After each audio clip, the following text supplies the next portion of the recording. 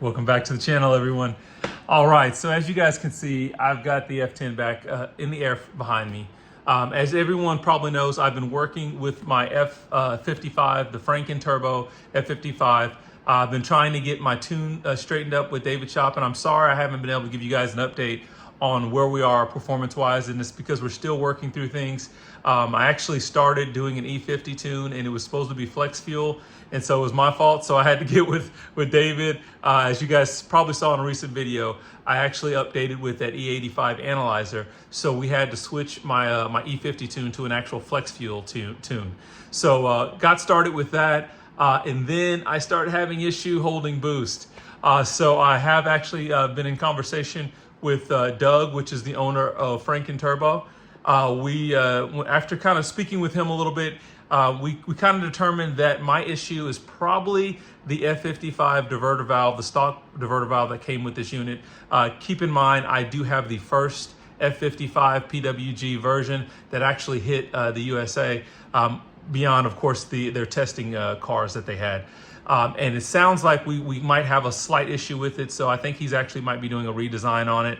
But I was just going to show you guys what I have. I was going to show you what he sent me, so I'm going to be slapping that in. I won't bore you guys with the install because it's frustrating. If anybody's ever done the diverter valve upgrade, it's really tight, cramped area, frustrated getting it done. I did it before on the with the Turbo Smart unit, so I have an idea of what I'm doing. I just got the old one out, so I'm going to turn the camera around, show you what the stock units looks like right now, show you what I just got in the mail, and then I'll get back with you guys once everything is installed, and we might even get some sound clips or whatever, see if there's any difference on how it sounds.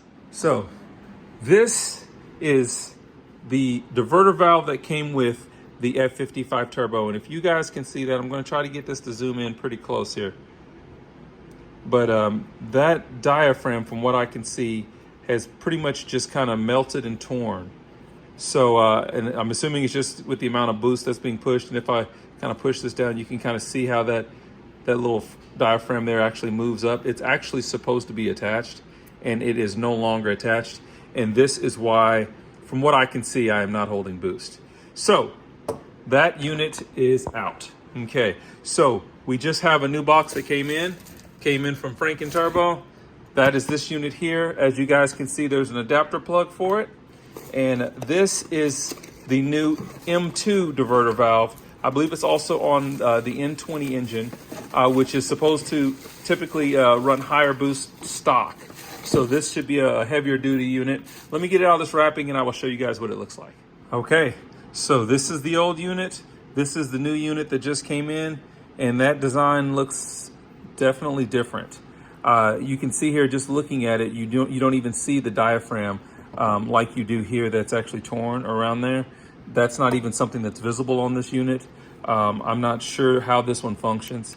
It still has, you know, movement there, but this looks to be a little bit more robust, which is probably why they actually swapped to it even on the newer engines. So looks like the connector comes out the back as opposed to down this, you know, at the bottom here.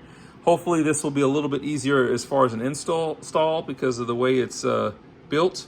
As you can imagine, this one here is just always kind of difficult to get in and out. And I think some of it is because of this little connector here on the end. So I'm going to give it a shot getting it reinstalled, and then I will get back with you guys here shortly. Hopefully it's not too noisy out here. I'm actually enjoying the new AC unit that's been installed, and it feels great out here, but I don't know if you guys are hearing a lot of blower noise or not. But back to work. Okay guys, so we just put the M2 diverter valve back in the vehicle. Car's back down on the ground, everything's being reinstalled. So I'm gonna try to see if I can't get you guys some different exhausts, well not really exhausts, but some different revs and things of that nature, so you guys can see if there's any sound difference. I apologize, I couldn't get the stock F55 diverter valve. I couldn't get you guys any samples of that because it was actually was blown. So you guys might want to check out probably the installation video. I think I may have had a few revs there. But what I'll do right now, we're gonna go ahead and see if we can't get the car started. We're going to turn the camera around, and I will get you guys that that startup. Now, keep in mind this startup, guys. We're operating with Beamer Haas intake, so it is going to pull in crazy amounts of air at startup. You're going to hear the ridiculous howl. Absolutely love it. So I'm gonna turn the camera around, show you guys, and then we'll get started.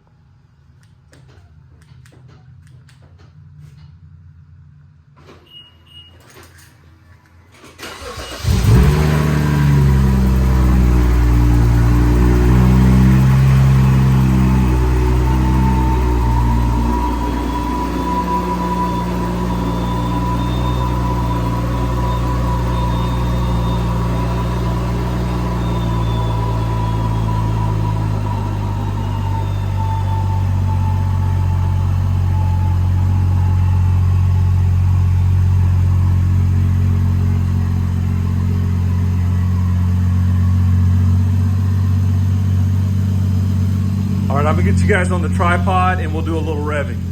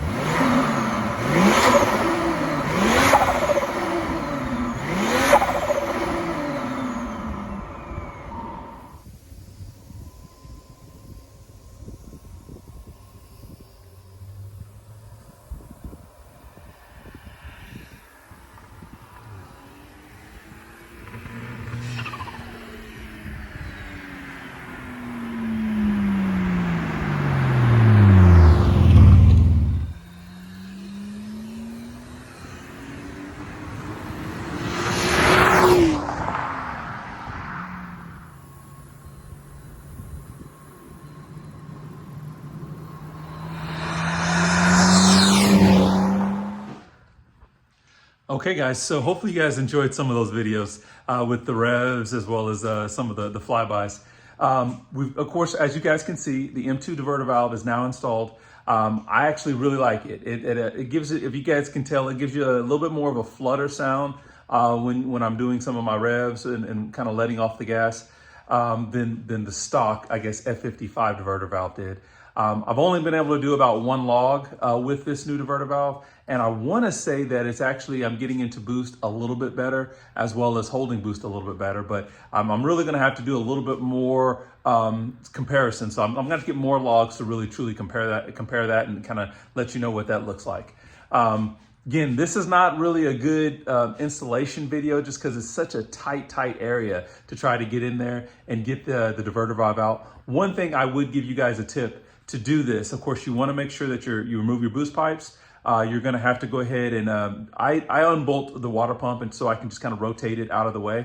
And then I actually created a little tool, and that's what this here is. One of the little normal Allen wrenches, but I've actually hammered it out and made it straight. This allows me to get around the diverter valve to be able to get that out. I want to say it was the 5mm, but you might just double check your sizes. So I took that, and then actually, you see, I got double-sided tape. I was able, not double-sided tape, but just electrical tape. Put that inside of a socket so that I would be able to use my ratchet to get the bolt started on that diverter valve. So that's one really helpful tool if you're ever going to do this, something that makes the job a lot easier. But if this is your first time to the channel, you guys make sure you like and subscribe. Check out a lot of the videos and the content that we already have on the channel. Plus I have more stuff coming for you guys. Everyone else, be safe, and we'll catch you guys in the next video.